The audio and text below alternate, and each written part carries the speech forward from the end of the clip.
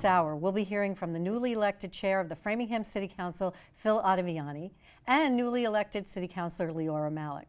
And then we'll be joined by the newly elected chair of the Framingham School Committee, Priscila Sousa. In November, Phil Ottaviani was re-elected to the City Council, running unopposed for a second term to represent District 6. In January, the City Council elected him to serve as the chair for the next 2 years. He's no newcomer to Framingham politics, having served in elected and appointed roles, including many years as chair of the Zoning Board of Appeals and 25 years as a town meeting member. As City Council chair, he has a direct impact on critical legislative and financial issues and will help set the course for the new administration. Thanks so much for joining me, Chairman Phil Ottaviani. Thanks for having me, Audrey. Does that have a nice ring to it? It has a nice ring. You know, well, you've been involved in Framingham for many, many years in so many different ways. Why at this time did you want to be the chair of the City Council? I thought it was a great opportunity. I thought with the new administration, and I thought I could actually bring the City Council together.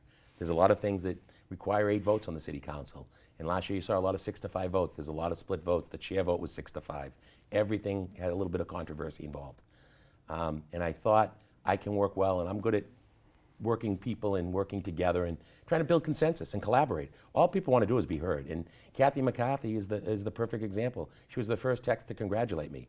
On the zoning board, she'd see everybody was allowed to speak. I let everybody speak. And people felt like they were at least heard. They didn't always agree with our decisions. You know, I was on the board 21 years as chair, but they felt that we heard them and we listened and they had an opportunity to speak. And that's what I want to do on the City Council. I want to let everybody have their chance. That's a great goal, bringing people together. It's a big goal. I mean, there's a big divide and there's been a lot of resentment or anger. You can feel it. Yep. You can feel it when you're watching the meetings. You can feel it when you're reading, you know, things that people are sharing. Yep. So how do you think you'll be able to accomplish that? I'm a people person, and I've always been a people person. You know, I got married late in life. I got a 16-year-old daughter. I tell my daughter every day it's a choice to be kind, okay? You can be born rich or poor. You can be born smart or not that smart. But to be kind is a choice. I treat everybody the way I want to be treated, and I did it on the zoning board. As you said, we were on town meeting. I served on town meeting for 25 years. And I love Framingham. I chose to stay here. I chose to raise my family here. My daughter's in the public schools. We built our new home in Framingham. And we want to stay here. We had a business here. We were here 63 years, my family. That's a long history in the city. Yep. How will your approach to being chair differ than the 2 predecessors in that role? Well, the funny thing is when I ran the second time and I was sitting at a meeting, a zoning board meeting, I was in Mr. Giambetti's chair. He texted me, "You look better in that chair than I do." And I wrote, that could never happen. And, you know, I thought Dennis did a good job. And, you know, the problem was the city-town divide was so close. And it divided our town at the time. And it was very small margin. So when the first election came, people were very disappointed still. The people that wanted a town, they weren't looking to elect a mayor. They had to. And we moved on, but there was a strong divide there. And then that election was very contentious. And Mayor Spicer won. But the City Council was divided. Half probably supported Mr. Stefanini, half supported her.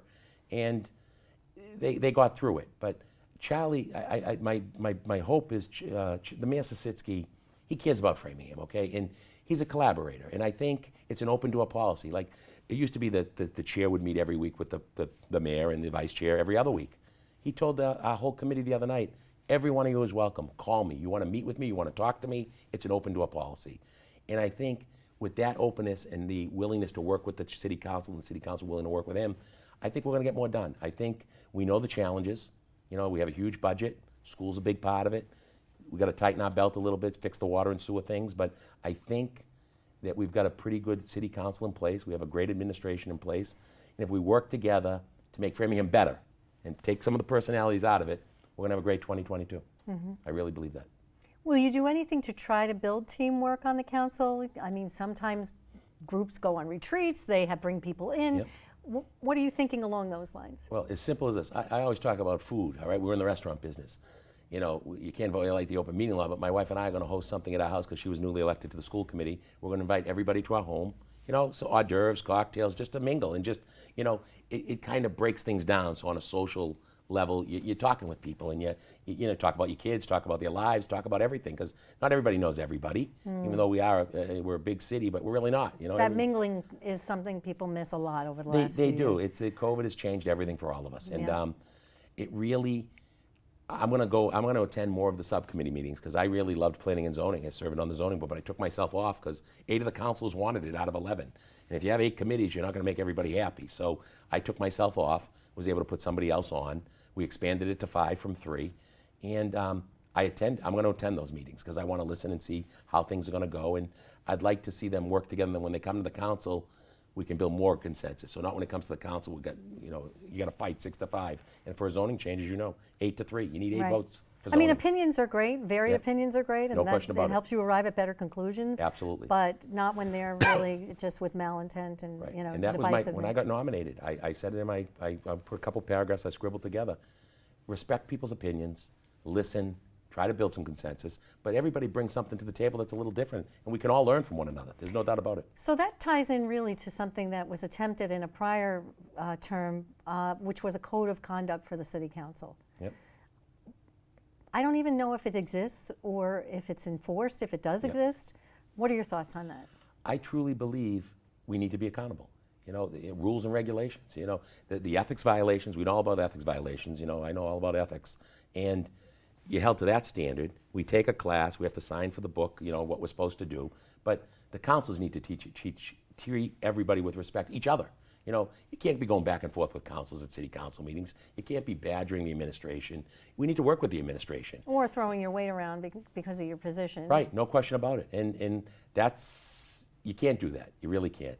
You know what? All of us are elected to help people. The other day, a lady, her sidewalk wasn't plowed. I got an email and a phone call.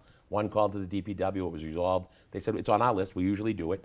But you're trying to help people, and those are the complaints. Traffic, plowing, trash. It's not the big stuff, water and sewer bills, taxes, but people worried about their streets being plowed and their sidewalks being plowed. Exactly. And the services that they value so We have much great on a regular services here. basis. We're lucky. One of the first things that you do as chair and that you Yep. had to do as chair was assign counselors to subcommittees. Yep. So what was your process for making those assignments? I asked every city council to give me their top 4 or 5 choices. We have 8 committees. I had 26 spots maybe, or 28 spots, whatever it was. So some councils were going to get 2, some were going to get 3.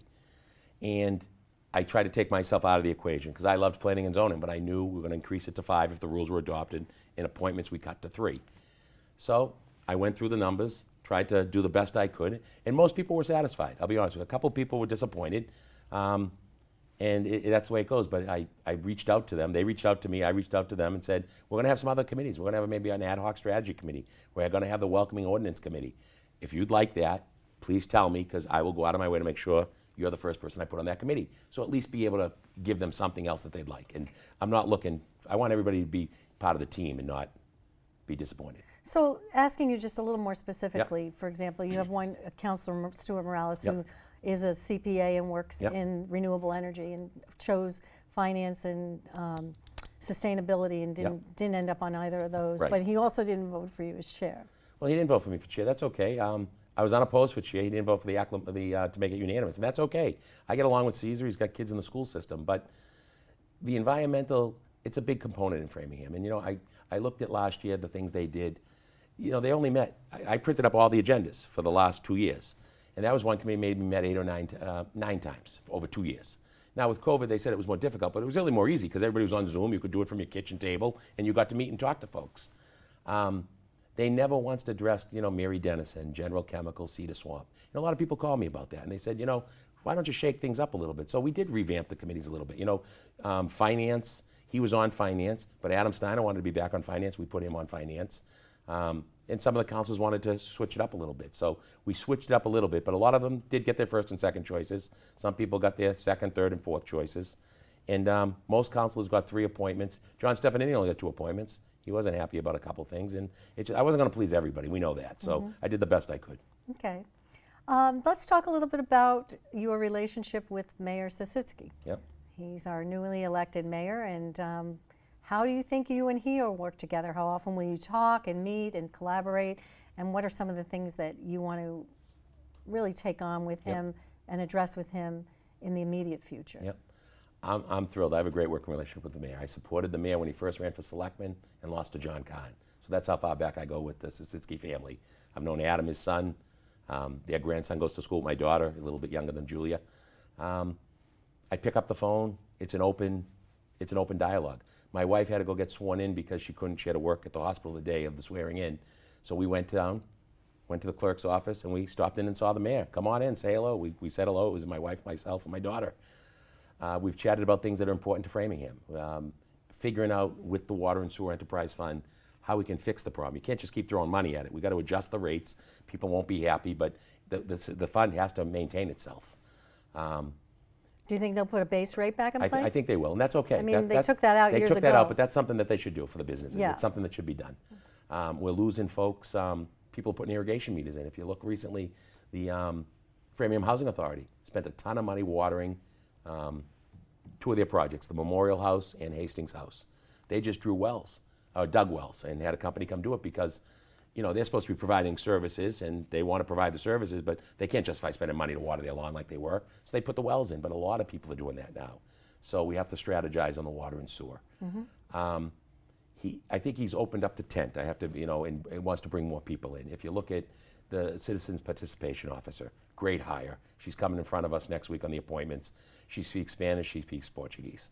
I was a huge fan of the previous Citizens Participation Officer. She worked for the zoning board, so I was a fan, but she didn't have those qualities of multilingual. And was the job that she did what you thought it should be, and will it be different now? I think they need to do more recruiting. I think we need to bring more people in. I call people, ask people to apply for positions because we approved probably 98% of the mayor's appointees. When they came in, I was chairman of the appointments committee to last council, and we wanted new people to be involved. Right, you don't but want the same old Citizen people. Participation Officer, Yep. was that job done the way you thought it was No, meant to be done? I think they need to reach out. This woman, the new hire, get into the different churches, the different groups, the different cultures, and recruit people to bring them into Framingham government and get them more involved. I don't think that was done as well as it could have been done. And that was a priority. Neighborhood groups, maybe? Right, neighborhood groups, the Friends of Saxonville, all of them, the Tripoli-Copenville Association, Right. opposite ends of town, but that's what we need to do. And I think this young woman will do a great job at that. The new HR director, she's a rock star, is the best way to put it. She worked for Welch, Mike Welch, Dave is his son, out in Dedham at the school system. She had a job prior to that. She's a Framingham resident. I believe in Framingham residents. Mm-hmm. If they're qualified, I love people working in a community that they live in because it's an added value. They truly care. There's another level of caring in my Right. book. So water and sewer is big on your list. It sure is, yeah. And anything else in particular that Well, you want the water and sewer, and then How are we going to resolve that issue? we're going to have to take a real hard look at it. We're going to have to have a base rate, adjust those rates. You listen, I'm a member of the Framingham Business Association. You hear Otto Bright, what he has to do. You hear from Lee Macaboni at La Cantina. Their biggest bills are their water bills. And everybody needs to figure this out because COVID really crucified a lot of these businesses and really made people look at things differently. And you go in the Memorial Building, it's a nice feeling right now. And I'm a Mike Tassino fan. I always have been. Okay? I was going to ask you about that. You're friends with Mike, right? We have a great working relationship, and we'll go out for lunch. He's a guy that we go out for lunch and have a coffee. Yep. So as the new COO, Yep. he's got quite a full plate. He does. And working with Charlie and you, it Yep. sounds like he has some of the support that he needs in order to Right. be successful. And in fairness, he probably has more support than the former COO had. There's no doubt about it. But when you see them at the meetings and they respond, it's a breath of fresh air, Audrey. It really is. And Charlie, he's just a likable person. At the swearing-in ceremony, George said it best. Bono, all these guys, Charlie. Everyone knows that Charlie is Charlie, not me. It's Charlie. And Mike Tassino, I think, is the perfect gatekeeper because, the budget session, we're going to have to tighten our ropes. You look at some of these school properties, the water's coming down through the ceiling. We got all that money. Shouldn't it go maybe in infrastructure? We've got pipes under the ground that haven't been maintained for 50 years that need to be done. Peter Sellers started all that. We really need to take a hard look at some things and put the money where it needs to go for the long-term solution, not the quick fixes. Mm-hmm. I think Mike's the guy. Okay, so let's talk a little bit about the records of the City Council. Yes. There's been a long delay in getting minutes of the City Council meetings, just all the administrative Yep. work of the City Council. What are you going to do to address that? Already, I was a main advocate. I said we needed more help. Lisa Ferguson runs our department, but we just hired to hire Marion Kelly to help Maureen. Because the biggest thing that ties them up, all these FOIA requests from all these folks that they just keep coming and you have to respond within 10 days. So if Maureen's doing that all the time, she can't take care of our minutes and get to the things she needs to do. So now with Marion Kelly on board, we've got another set of eyes and ears there that can help. And the minutes have to be posted. You know, Joel, when that's on me, we have a great relationship too, but the minutes need to be posted. People need to see the minutes. They have to be publicly, available for folks. And bringing her on should solve that problem. Why do you think that the volume of FOIA requests is so high? I think because most people, it happened to me one day. One of our tenants we were trying to evict the tenant. They're having a problem with their liquor license. They told me I had to do a FOIA request. To know what's on the agenda for a liquor license for a building that we owned. So I called the attorney that was representing the tenant that was bad, and I got the info from him. But in the previous administration, you needed to file FOIAs to get any information. I think that will change significantly with the new administration. And it's just easier if you can provide the information, saves a lot of steps. Let's talk for a minute about zoning and the master plan. Yep. It seems like there's a desire for the City Council to have more control over zoning. Yep. Do you feel that should be the case? I wasn't Councilor Long was a big advocate for us doing special permits on mixed-use projects. Maybe on the big projects, it's something we should chime in on. We're elected. But I gave the example of Waverly Supermarket. He has retail on the bottom. He came to the zoning board when I was chair. He put some apartments. He lives above his business. The city council can't be bothered with doing those things. It's something important to the city, those type of operations. It's tedious work. But it's tedious work, and we have a lot to do. If we have to look at every one of those applications, it's not going to work. So I think we put a threshold in of 75 or 100,000 square feet. So the big projects down the road, the city council. But we have a great planning board. The planning board are the experts, okay? Christina Johnson does a great job. The zoning board, Steve Meltzer's done a great job since he's taken over. Ted Cosgroves also lives in District 6. He's the vice chair. And it's a great committee. They brought some diversity in, they brought some new people in, and they're very capable of making those decisions. Mm-hmm. The city council has plenty to do. Do you think that the master plan should really guide all the decisions made by ZBA and the planning board so that there's a uniform look or feel to the city, or a desired look to feel to certain pockets in the city? We need a desired look. That is true. A lot of people get frustrated with the use variances. We give use variances on commercial. You can't do them on residential. And we got a lot of grief for the apartments at the Buckley, but they're the nicest apartments in Framingham. I think it's the best location. And we had a dilapidated mall. When can you get Cheryl Gordon, Dennis Giambetti, former city councilor, Dave Hutchison, God rest his soul, and all the neighbors saying, listen, we want this. Please, we're tired of looking at this rundown mall. And Sam Adams put St. Vincent de Paul as his anchor tenant. If you're trying to revitalize a mall, you don't put St. Vincent de Paul as your anchor tenant. So I think what Roy McDowell has done there is excellent. I think the neighbors were happy. Some folks up off Pleasant Street were complaining about it, but it wasn't in their neighborhood. The people that live there and work there and that are there every day wanted it.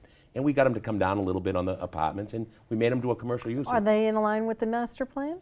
I guess that's the overall gist I'm getting at. I would say that blends. The master plan's got some pockets. It needs to be updated. They've done a good job in that. And Amanda Loomis was great at that, and we lost Amanda.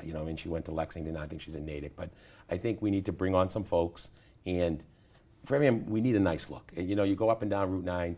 And I give her credit, Sue Bernstein. Route 9 looks nice. You go to the Whole Foods Marketplace, it's beautiful. Trader Joe's, all the new developments look well. Shoppers World, and that's all based on their leadership. You call them new developments. I call them new because I remember the old Shoppers World as a young boy. But all the things that she was instrumental in Council Long, they've done a good job on those things.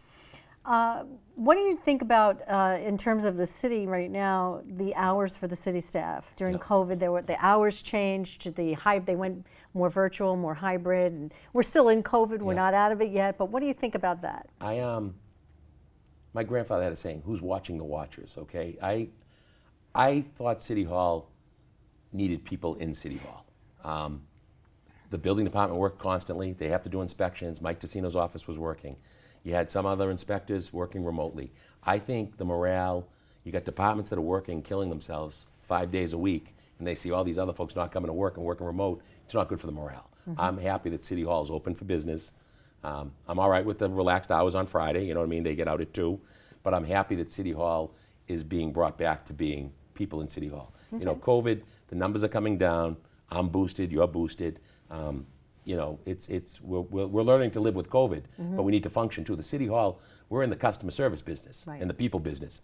And if you're in customer service and people, it's people to people, not people from screen to screen. Let's talk a little bit about the biggest task that's coming up for the City Council very soon, and that is the budget. Yep. what will be your approach, and you know, how do you think you'll find a way to keep a tab on taxes with all the new initiatives that people are looking at, new schools, early childhood ed, I mean, everything that people are looking at, and the fixes that you're talking about with water and sewer, rates going up there. You know, how will you approach the budget with an eye towards affordability for Framingham? We're going to have to work on efficiencies. We've been talking about it, but we haven't seen a lot of them. And sometimes efficiencies aren't all their, No. You know, a friend of mine that worked in Wellesley, they combined the town-owned building side in Wellesley with the school side. They saved no money. They actually got more bang for their buck, but you're not always going to save money. Right. Everyone thinks you'll save money. You get rid of one Companies do it all the time and don't end up saving money. Right, they don't save money. So really, you have to look for savings. Savings. So where are you going to find savings? It's going to be hard, but I think we can cut some. We have a lot of assistance to assistants, and people aren't going to like hearing that, but we have we're top-heavy in management in Framingham. On the city side or on the school side or both? On both. And you look at some of the salaries. You know, Framingham's a great place to work, and a great place. People do very well by Framingham by working here. Assistance to assistance to assistance. It's something we need to look at. And so staffing is a big area for potential savings. Tighten our budget, tighten up our purse strings a little bit, and save enough money. And that's why I think Mike's the perfect person. You know, tighten your purse strings. This is what you're going to get. This is the budget the mayor's going to present. We can't get you any more money, but we're going to put more money into our infrastructure. We need another school. Framingham stepped up. We've got Fuller Middle School. We did the CPA. We've got water and sewer rates are high. Framingham's not as affordable as everybody thinks it is to live here. Taxes are a little bit high, but we have great services. Right. So, next question for you, and our last question. You are actually next in line to fill in for the mayor. If anything ever happened to the mayor, you are next in line to step in and fill in for the mayor, and maybe even run for the mayor. What's in your vision? My vision is to support Charlie Sositsky 110% and work on his re-election in 4 years. That's what I want to do. Okay. All right. Well, thank you so much for being here, Phil. Thank you and for having thank me, you Audrey. for stepping up and all the work that you plan to do and things you plan to accomplish as the new chair of the City Council. Thank you. Thank you for having me. It was Thank a you for pleasure. joining me for this discussion, Phil. You can reach out to Chairman Ottaviani at pottaviani@framinghamma.gov. The City Council meets the first and third Tuesday of every month at 7 p.m. in the Memorial Building at 150 Concord Street, and the meetings can be joined virtually over Zoom. Meeting agendas and the Zoom links can be found on the city website in the meeting portal at framinghamma.gov or by Googling Framingham City Council. We'll be right back.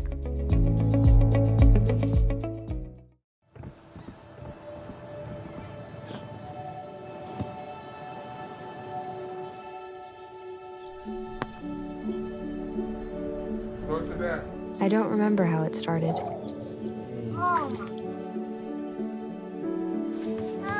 Our back and forth. Victory. Fumble. Repeat. It always came back.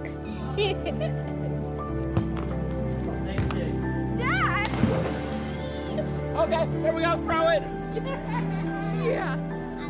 You probably don't remember what you told me, That was perfect. but I heard every word. Nice.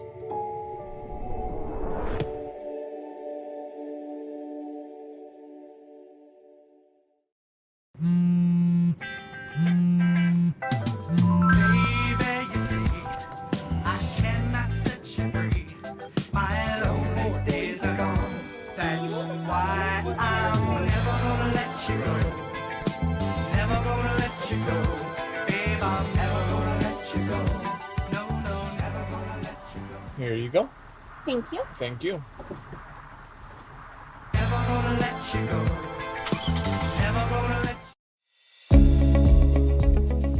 Joining me now is Leora Mallach, and in November she was elected to the City Council to represent District 7.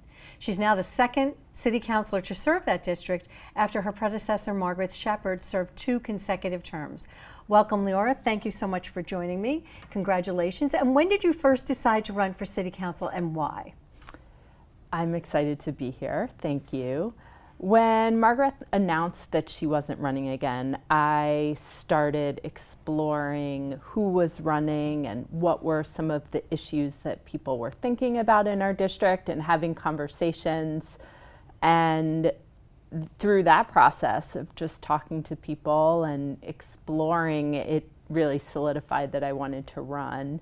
And then going out and collecting signatures to get on the ballot really convinced me that I could do it. Having conversations with people and starting to articulate my vision really solidified for me that it was something that I could do and something that I wanted to do.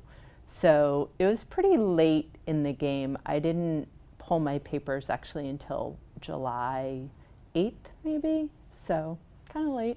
The deadline was the 15th. So 4 people in your district pulled papers to run, and so your district was one that had a preliminary election.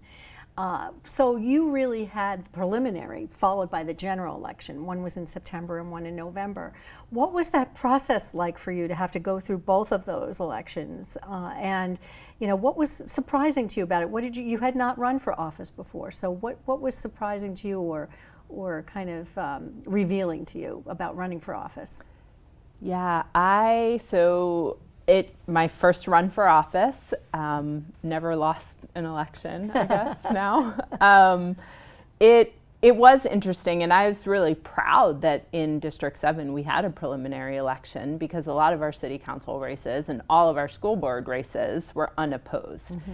And that, to me, is a shame. So the fact that we had 4 candidates, even in my district, I thought that was great, super exciting. And I think that it helped to be delving into the questions and the concerns earlier on. That's what the preliminary election sort of forced the conversation. And I think that allowed for more depth of learning because it went for a longer period of time, for me at least. Mm-hmm. So you saw the competition as more healthy, not just in general, but for the community, because it forced more conversation. Unfortunately, we didn't get that in many other districts where there was no preliminary, no competition in many races. Yeah, healthy, I think, is a great way to think of it. And then you got just under 50% of the vote in the preliminary election in September. And there were 2 candidates, you and one other candidate for the general in November. And in that race, just about 64% of the vote was your margin for victory. Yeah, I'm pretty proud. I think I really took a lot of time to get out and talk to people and to listen to people and connect and hear what their concerns were, and when there was common threads, when there were certain things that I was hearing about again and again. So that helped craft what my message was, because I really believe that the role of the city councilor is to lift up the issues of the residents in my district. So I find out what's going on by talking to people. Right. Now, your district includes a chunk of the downtown Framingham area, as well as areas that tend to attract a lot of first-time home buyers, more affordable housing, people that want to start a family.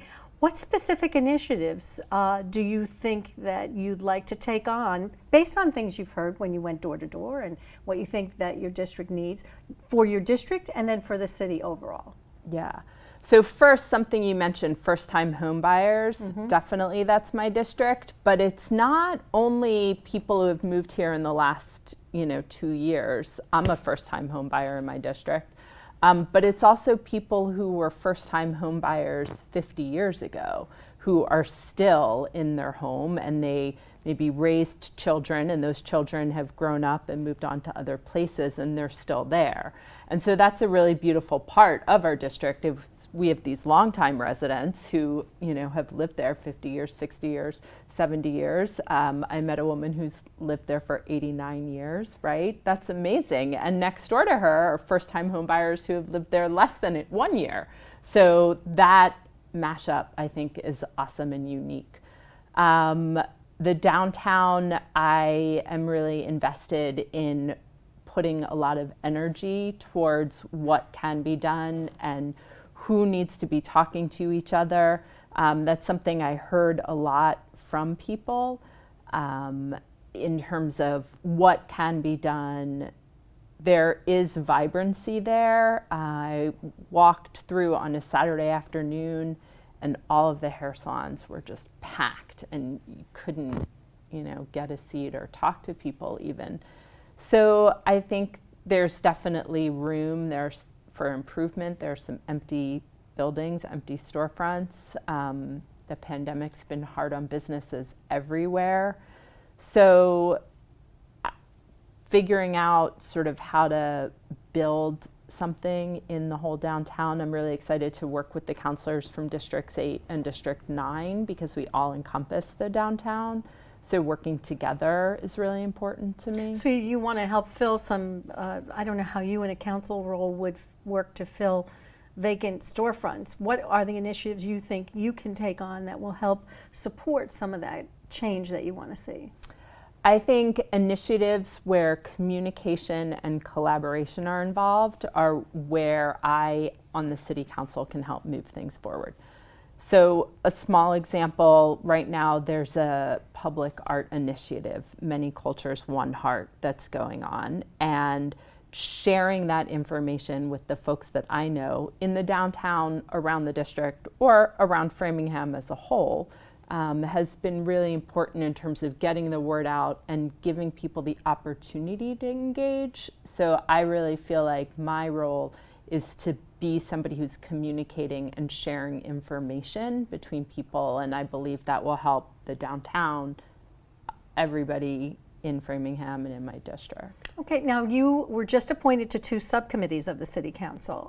One was the Environmental and Sustainability Committee and the other Public Health, Safety, and Transportation. What kind of work are you looking forward to doing, and are those 2 areas of interest for you? Yes, professionally I work in the field of sustainability, so that is a great fit. In December, the environmental subcommittee of the previous city council passed a bicycle, pedestrian, and trails committee. So I am excited to see that committee filled by folks here in the city and then start to do their work. There's been a lot of talk about the Bruce Freeman Trail, so moving that forward. I've had the opportunity to walk with some activists around Farm Pond and look and think about the trails that could be on Farm Pond and how this can connect with South Framingham and how Framingham can really be a hub of bike trails. I'm excited to move forward also a conversation about municipal aggregation of utilities. There's over 130 municipalities in the state of Massachusetts who have done that, and I think Framingham needs to move that forward, so I'm excited that that's going to be happening. And public health and safety during a period of pandemic? The last 2 years has really shown how important keeping public health on the agenda is, and the safety and transportation. Traffic is a concern of everybody, not just in Framingham, but particularly in Framingham and traffic control. Traffic control, yep, and safety and how that all ties together. So I'm excited to, work with our police department, fire department, and transportation commission. Yeah. Good. I have a series of just a few yes/no questions. I'm wondering do you think that there should be a South Side school built, a new South Side school? Yes. Okay.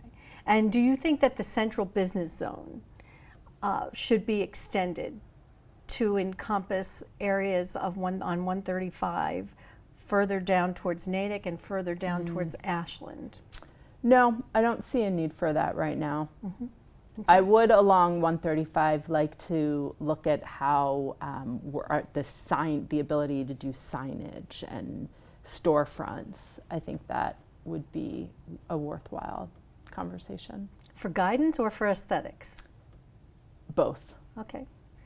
Do you think the city should keep and fix up the Pearl Street garage?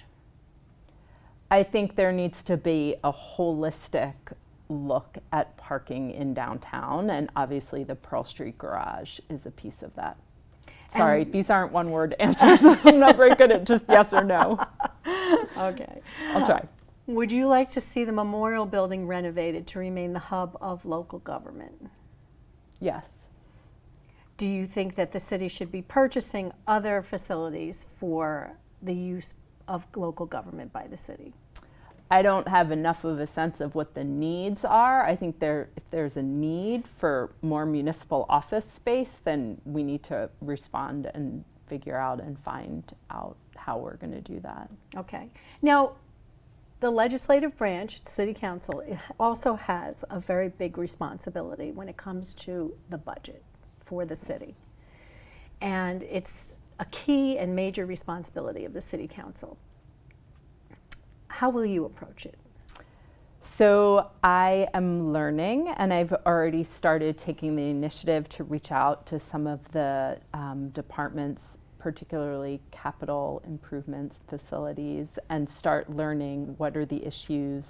As I've been talking to different department and division heads, I've tried to understand a little bit about what their priorities are for this upcoming budget season, or where they've struggled in the past to feel like they've made a compelling case in talking about the budget. So I'm slowly already getting in there and learning in anticipation of the upcoming budget season. So Okay. that's my approach, learning. Okay. Now, there are 11 city councilors, so you all have to get to know each other, create some working dynamics. How would you describe the overall dynamics?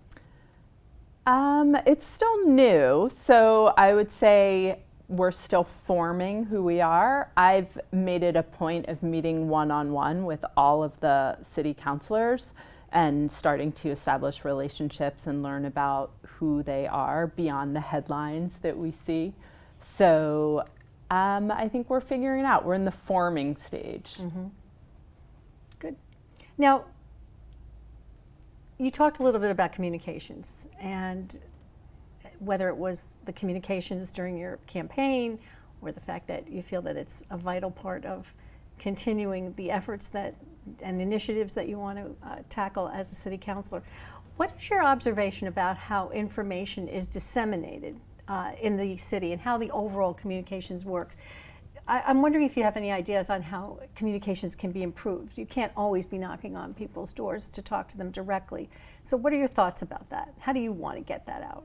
Oh, I think a lot about this. And it's been interesting as I've met with city councilors to talk to them about what they do and how they do things. And everybody seems to have their own approach, which is really awesome because it sort of builds on their strength as a councilor and the dynamic of their district. Certain districts have gathering places more so than others.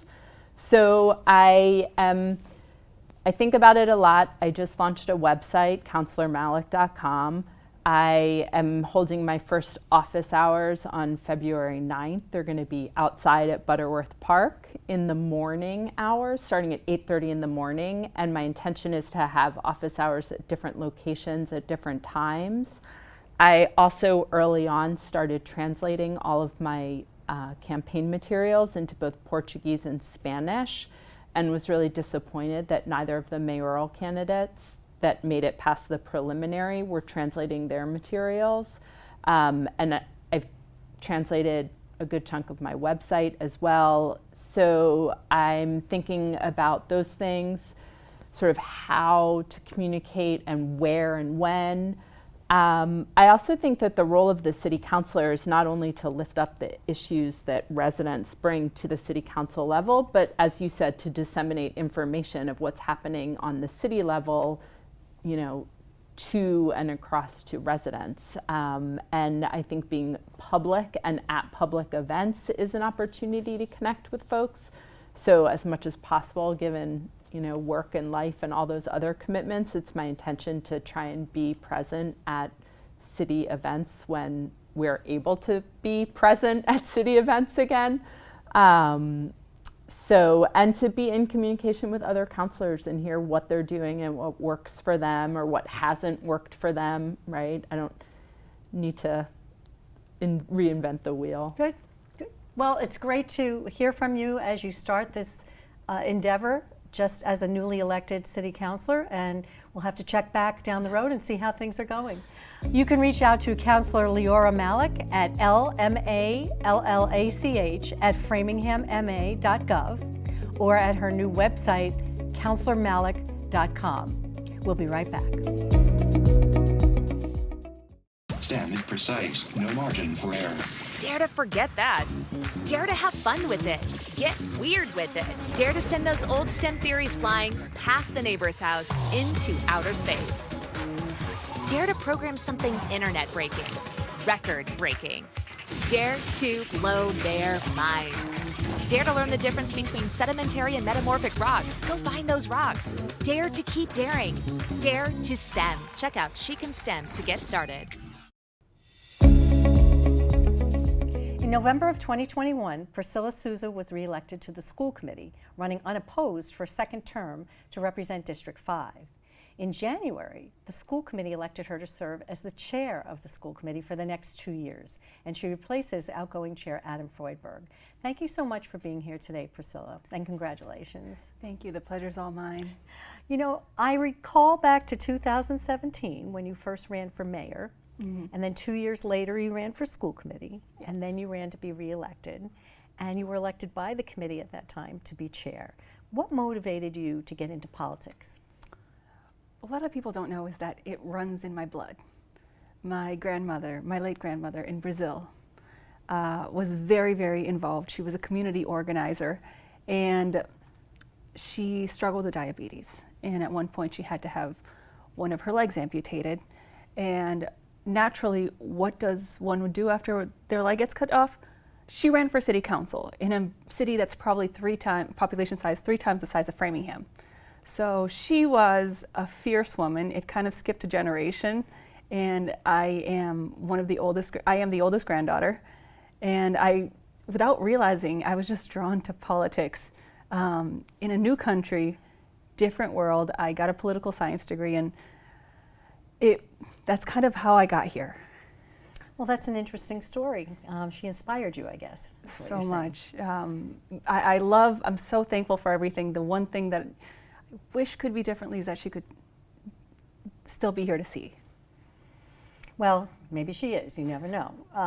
So now that you are in this role as school committee chair and you have this inspiration, what do you see as your primary responsibilities and what do you want to accomplish?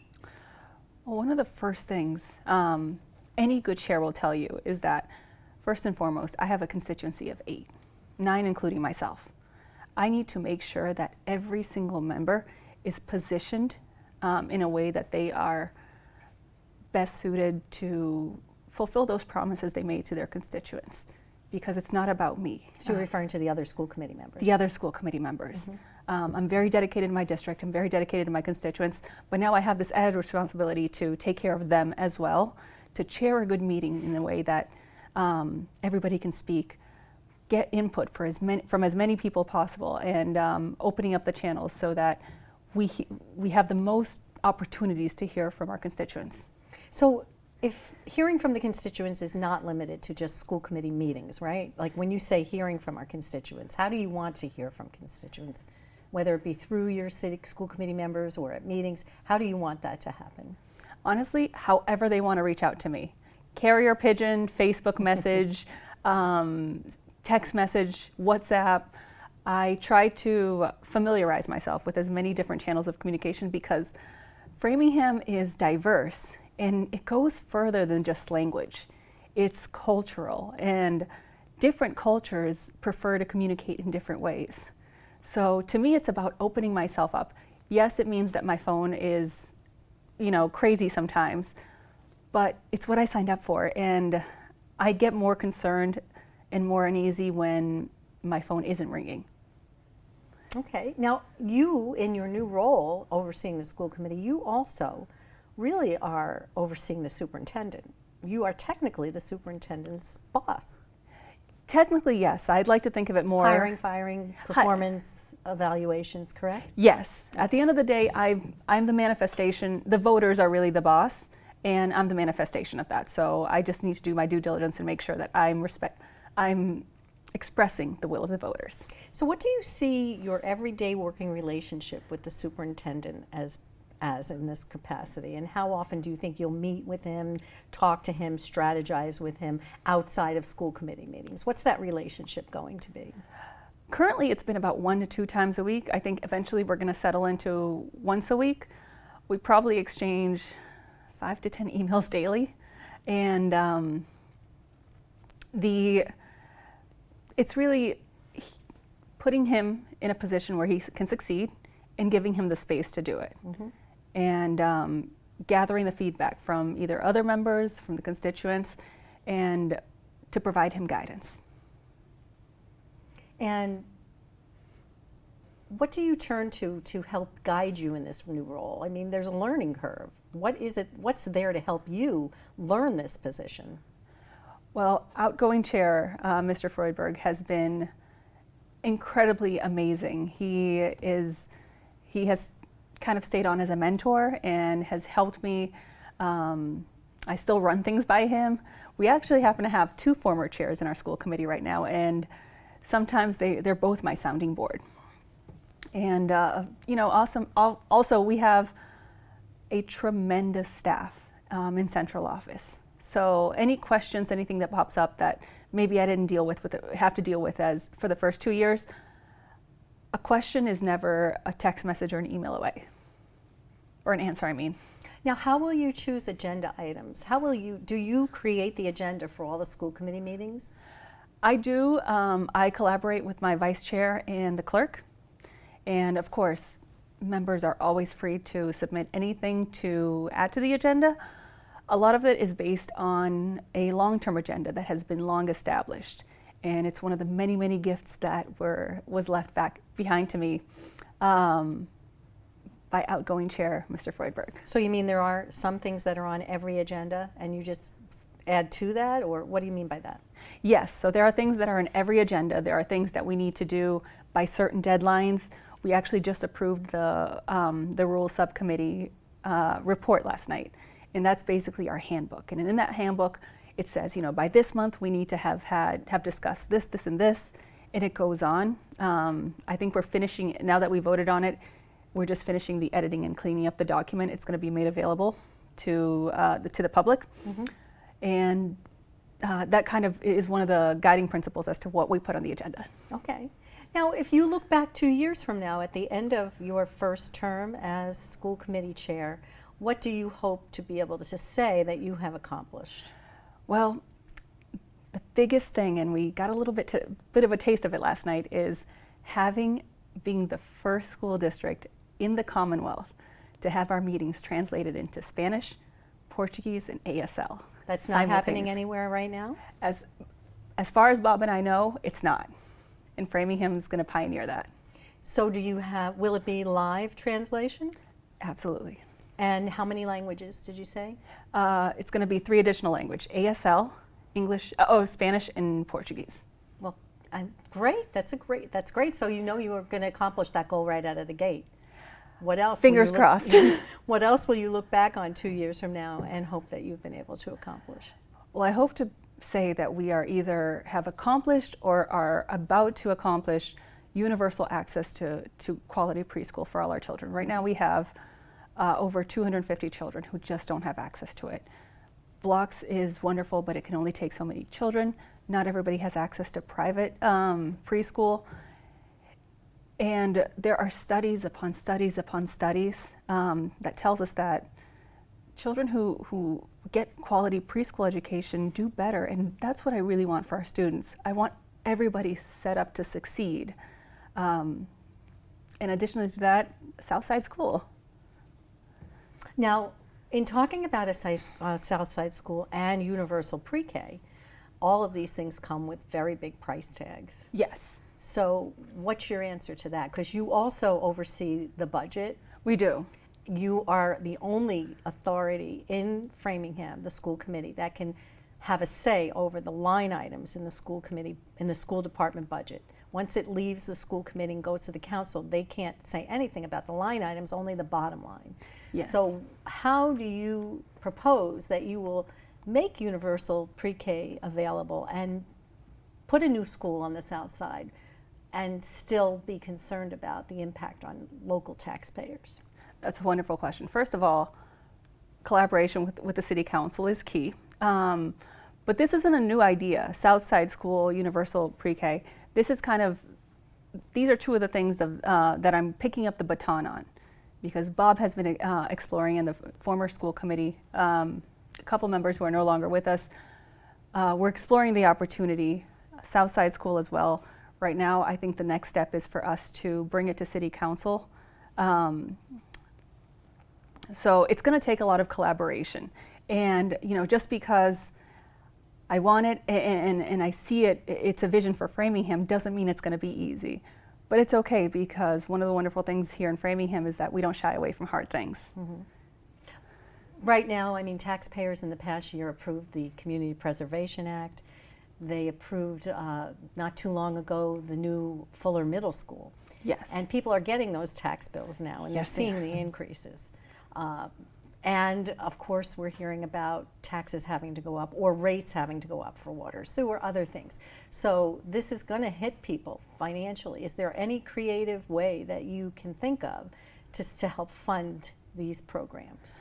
I mean, right now we still have a phenomenal ally. I mean, we have many phenomenal allies in the State House, but the greatest of which is Karen Spilka. So it's going to take a lot of collaboration to find out what creative avenues are available. Mm-hmm. Okay. Let's talk about, does the school committee have an environmental subcommittee still? Or? It does. It does. So is that something that's going to continue? Yes, absolutely. And will they be focusing on some of the cleanup for the General Chemical site that's right next to the Harmony Grove School? I can't. We just voted to continue it last night, and Okay. they haven't met yet. Okay. So I can't speak to what they're going to focus on, but fingers crossed. Okay. Let's talk a little bit about, since we were talking about the budget, let's just talk about the surpluses in the school department budget. For the past few years, every one of the past few years, maybe 2-3 years, there's been a surplus at the end of the year. And typically, some of the surplus goes into what was established as a special ed stabilization fund. That was originally created to host about $1 million, but surpluses have been much greater than that, 4 million, 6 million. Do you believe that those surpluses should sit in the school department budget, or should they be turned back to the city general fund? With things as uncertain as they are with the pandemic, obviously I'll always vote to kind of protect my house right now and make sure that we have that, because times are uncertain and Framingham, the needs multiply in our school district. Part of the wonderful diversity that we had means a diversity of needs. Okay. When we speak about diversity, what do you think about the school choice program remaining? Because it was originally designed to create racial balance in the Framingham schools. Do you think that the school choice program should remain as it is? Ideally, I mean, I've talked to so many voters who favor neighborhood schools, and it's a phenomenal concept, yes, to have. But what happens right now is that a majority of our students live on the south side, and the majority of our schools are on the north side. So, in theory, I don't see a need for school choice anymore. However, in reality, it doesn't quite work that way. So, and always something to explore, but logistically, it is tricky. It's tricky, and of course, if you have a large population of minorities on one side of the city, then those schools are dominated by minority students, and is that the way it should be or not? I mean, that's what the intent was in trying to mix things up and balance things. So that's what school choice was all about, and so it's an interesting concept, right, to decide whether or not to continue that. Absolutely, and there's never a simple solution when you're talking about kids. So yes, it's wonderful that we have schools that are so integrated, and children of different backgrounds get to interact with each other. But then we talk about the kids that are spending over an hour each way in the buses, and then behavioral issues, and it kind of snowballs. So we have to constantly have all these plates spinning in the air and figuring out which one needs to be spun right now. Okay.